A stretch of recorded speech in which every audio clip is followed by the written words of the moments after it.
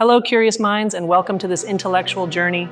Today, we're diving deep into one of the most revolutionary and often controversial figures of the 20th century, a philosopher who not only thought about the world, but radically changed how half of humanity thought about itself. We are talking, of course, about Simone de Beauvoir. Her 1949 work, The Second Sex, was an explosion. It was conceptual dynamite. It was branded a forbidden book by the Vatican, and over time, hailed as a Bible by women around the world. But what exactly did Beauvoir say that was so seismic? And more importantly, why are her ideas on freedom, the other, and the construction of identity more relevant than ever? That's the big question we're going to deconstruct today. We won't just skim the surface of feminism.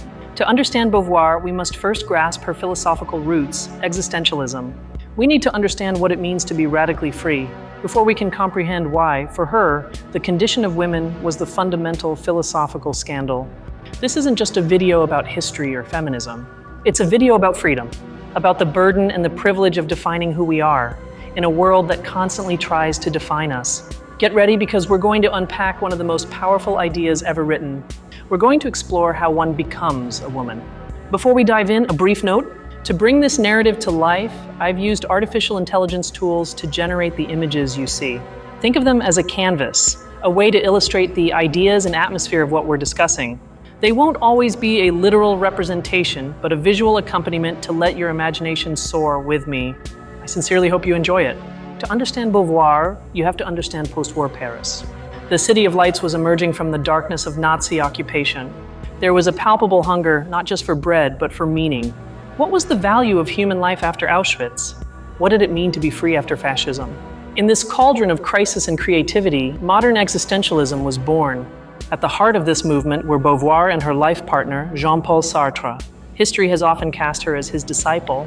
This is a crucial error. They were intellectual partners. They dialogued, debated, and developed their philosophies in tandem.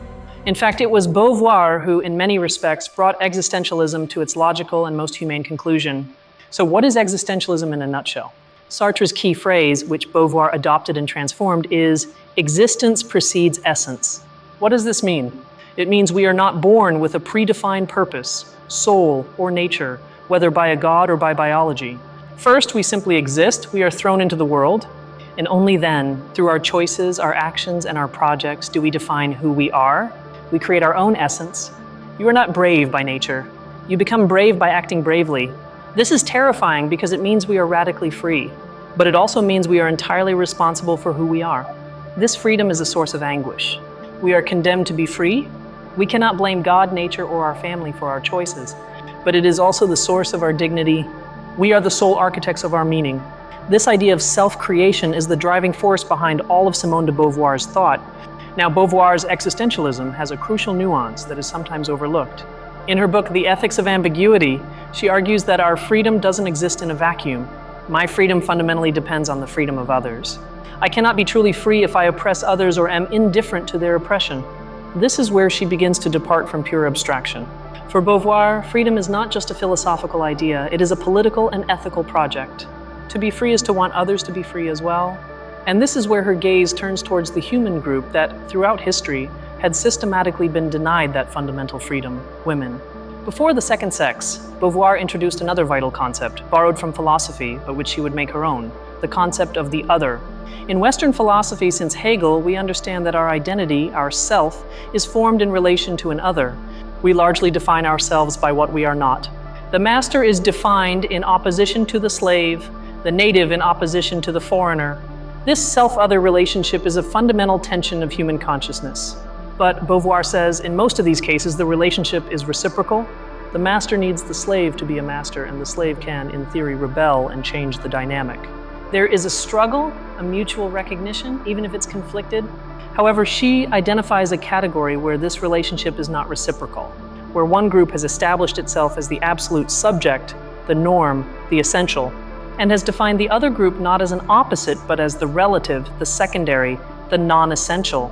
That subject is man, and that absolute other is woman. This is the diagnosis that gives rise to the second sex. The problem isn't just legal or economic oppression. The problem is ontological, that is, a problem of being. Man defines himself as the default human being. Woman is defined in relation to him. He is the absolute, she is the other. He is the sun, she is the moon that reflects his light. This book, published in 1949, is a monumental analysis. It spans 2 volumes, nearly 1,000 pages, where Beauvoir uses biology, psychoanalysis, history, anthropology, and literature not to attack men, but to understand the female condition. How did this situation come to be? And so we arrive at the most famous sentence in all of feminism, the one that changes everything. On ne naît pas femme, on le devient. One is not born, but rather becomes a woman. Let's pause here. This is pure conceptual dynamite, even today. What exactly is she saying? She's not denying biology. She's not saying there are no biological differences between the sexes.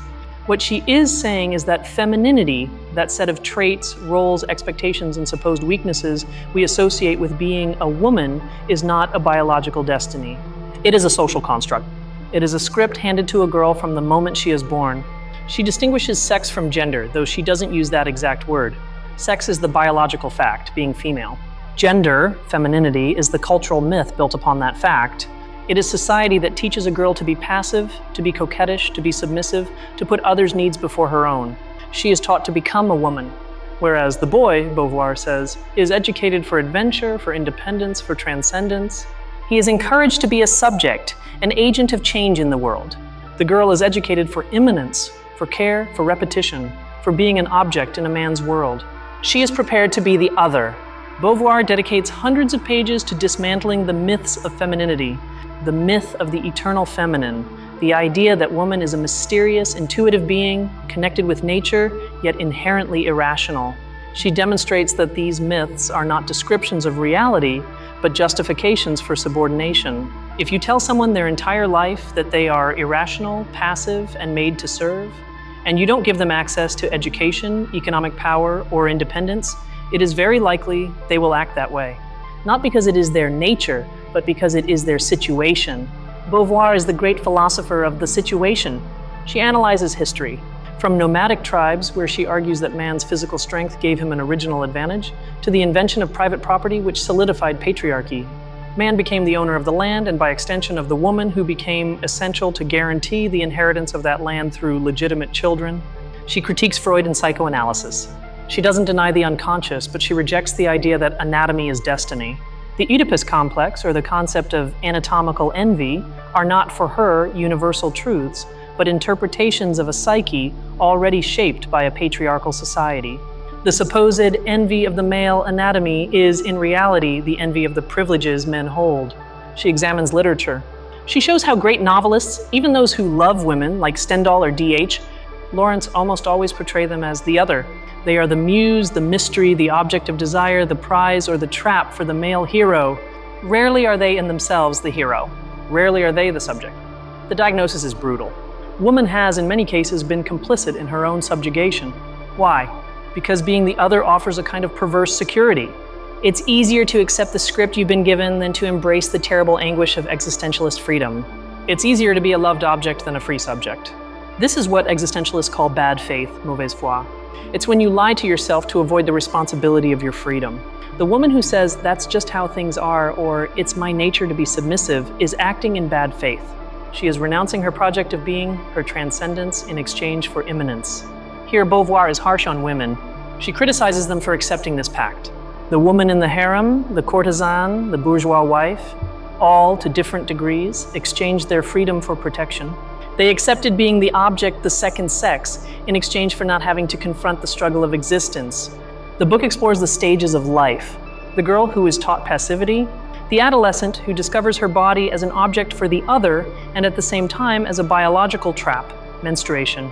The married woman confined to the home to the imminence of domestic tasks, work that, unlike men's, creates nothing new, only maintains. Even motherhood, often presented as a woman's fulfillment, is critically analyzed.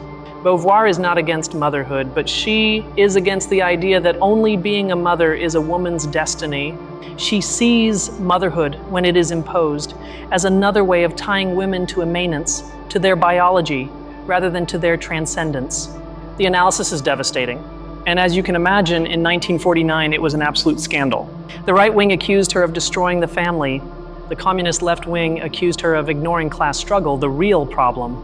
And the church, as we said, banned it as obscene. But then, if this is the diagnosis, what is the cure? How do we break this millennial cycle? This is where Beauvoir returns to her existentialist roots, but with a very practical prescription. The second volume of The Second Sex is titled Liberation. The first and most important key for Beauvoir is economic independence. This is the material basis for all freedom. A woman who depends on her father, husband, or lover for her livelihood cannot be a free subject. She cannot make authentic decisions about her life, her body, or her future. She is, by definition, subordinate. Therefore, work is not just a way to earn money. Work is how a woman claims her transcendence. Just like men, it is through work and project, be it artistic, intellectual, political, or entrepreneurial, that the individual creates themselves and changes the world. Work takes her out of the immanence of the home and launches her into the world of action. The second key is intellectual and creative liberation. Women must stop being the muse and become the artist. They must stop being the object of history and start writing it.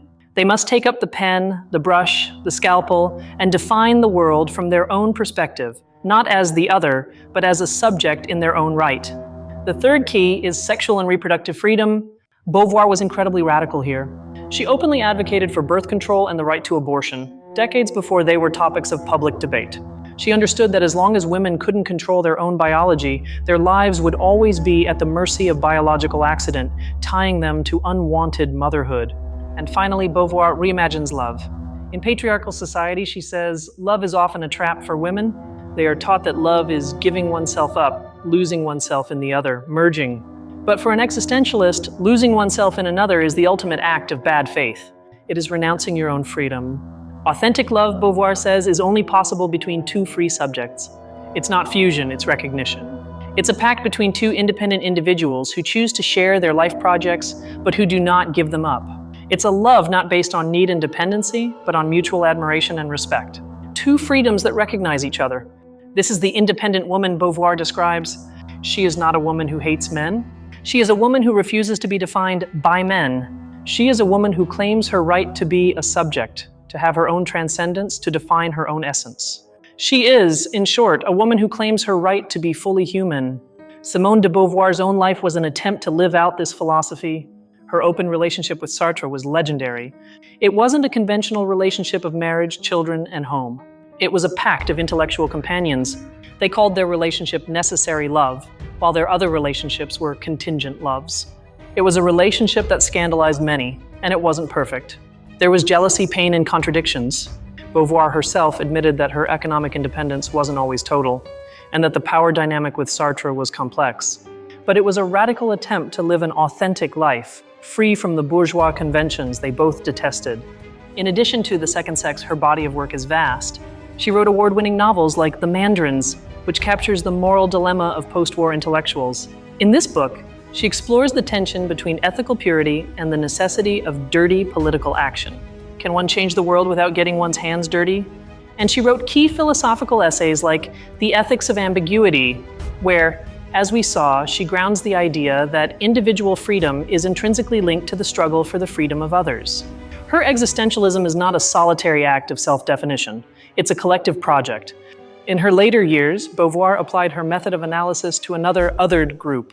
In her 1970 book, The Coming of Age, La Vieillesse, she did for the elderly what she had done for women. She exposed how society treats the elderly not as subjects with experience, but as useless objects. She demonstrated that old age is not just a biological fact, but a social construct.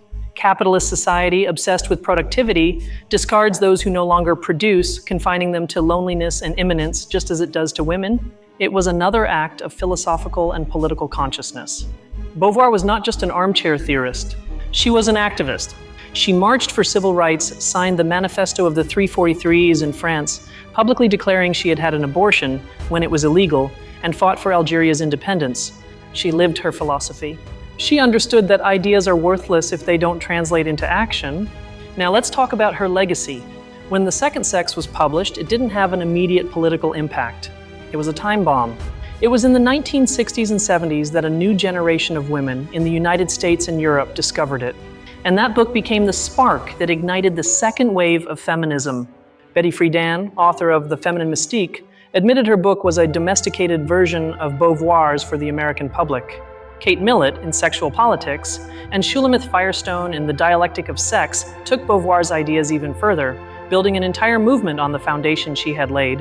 Her idea of social construction is today the cornerstone of almost all gender studies in sociology. The idea that the categories we take for granted, masculine, feminine, but also racial, social, are not natural, but constructed by power, comes directly from her application of existentialism. Of course, Beauvoir is not without her critics. Later feminism, the third wave and intersectional feminism, has pointed out her blind spots. The second sex primarily speaks to the experience of white, bourgeois European women. It has very little to say about the experience of women of color, working class women, or LGBTQ+ women. These criticisms are valid and necessary. Beauvoir couldn't see beyond her own situation, but that doesn't invalidate her method. On the contrary, intersectional feminism, which analyzes how gender intersects with race, class, and sexuality, is applying Beauvoir's very method. It's showing that one is not born a black woman or born a trans woman. One becomes one through an even more complex social construction. So why is it still so radical today? Because the struggle Beauvoir talks about isn't over. We still live in a world that tries to tell us who we are. That tells us our value lies in our appearance, our productivity, how many likes we get, a world that constantly offers us the bad faith of being a passive object. Simone de Beauvoir's message resonates beyond feminism. It is a universal call to authenticity. It is a reminder that freedom is a weighty burden. It is hard, constant work. It is the responsibility to look at the scripts society has given us, whether for our gender, our class, or our culture, and have the courage to ask, is this my script? Or can I write my own? Reading Beauvoir is not an academic exercise. It is an act of personal insurrection. It is giving yourself permission to be the subject of your own life, not the other in someone else's life. It is understanding that your essence isn't written in the stars, nor in your genes, nor in society's expectations. Your essence is the result of your choices. She taught us that the first step to liberation is critical thinking. It is to analyze the myths that surround us. It is to call things by their name. Oppression is not tradition. Subordination is not nature. It is a construction of power, and everything that has been built can be deconstructed and rebuilt. In the end, Simone de Beauvoir's legacy is an ethic of action. It forces us to see ourselves and others not as finished products, but as projects in constant construction. It leaves us with the most difficult and glorious of tasks, to embrace our freedom. Thank you so much for joining me on this deep analysis. It has been an honor to explore these seismic ideas with you. If this intellectual journey has brought you value, if it has made you question or think, please consider subscribing and joining this community of curious minds.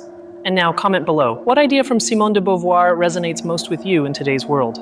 Revisiting her analysis of the second sex, it's vital to understand that Beauvoir didn't consider women superior or men inferior. That would be falling into the same trap of duality. What she sought was the transcendence of these categories. She dreamed of a world where the words masculine and feminine were simply descriptors, not prescriptions. She imagined a humanity where every individual, regardless of their biology, had access to the full spectrum of human experience, where a man could be immanent, to care, to nurture, without being less of a man, and a woman could be transcendent, to create, to lead, without being less of a woman. The goal wasn't for women to become men, but for everyone to become fully human. This is why her work is, at its core, a humanist treatise. Existentialism in her hands becomes the ultimate tool for liberation. It tells us that we are the authors of our own story. But unlike a purely individualistic existentialism, Beauvoir's reminds us that we don't write alone. We do it in a world with others, and bad faith is not just lying to oneself, it is also lying about others.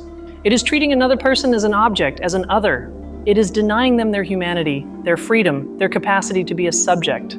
The racist, the misogynist, the homophobe, all act in bad faith because they are denying the fundamental freedom of the other to justify their own power. That's why her philosophy is so demanding. It requires us to be perpetually awake. It requires us to examine our own lives. When do I act in bad faith? When do I accept the script given to me without questioning it? When, subtly or overtly, do I treat others as the other to feel more like a subject? The critique of her relationship with Sartre is also an important point.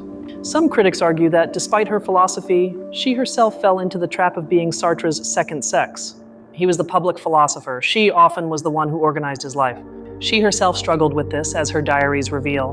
But this contradiction, in my opinion, doesn't weaken her philosophy. It humanizes it. It shows how difficult it is. It shows that liberation is not an event, but a process. It is a daily struggle, even for the woman who wrote the manual. Her honesty about her own struggles is in itself an act of transcendence. Let's think about the impact of biology today. Beauvoir wrote at a time without widespread birth control pills, without in vitro fertilization, without the technology we have today. However, her central argument holds true. Technology can change our biological situation, but it is society that decides what that technology means. For example, the ability to freeze eggs. Is this a tool of liberation, allowing women to postpone motherhood and build their careers, transcendence? Or is it a new pressure, a way in which capitalism tells us we must sacrifice our biology for work, only to reclaim it later at a high cost? Beauvoir would give us the tools to analyze this question. She would tell us that there is no natural answer. The answer is a social construct. It depends on who holds the power. Is it a free choice, or a choice forced by an economic system that doesn't value motherhood? Situation is everything. Her analysis of the narcissistic woman is also brilliant. The woman who is only allowed to be an object becomes obsessed with her objecthood. Her body and appearance become her sole project. It's her form of bad faith. Instead of doing something in the world, she focuses on being something for the world, on being an object of desire. This sounds incredibly modern. Think about Instagram culture. The pressure for image, constant self-objectification, the curation of life as an object of admiration. Beauvoir would have seen it as a global-scale imminence trap, an algorithmically optimized bad faith.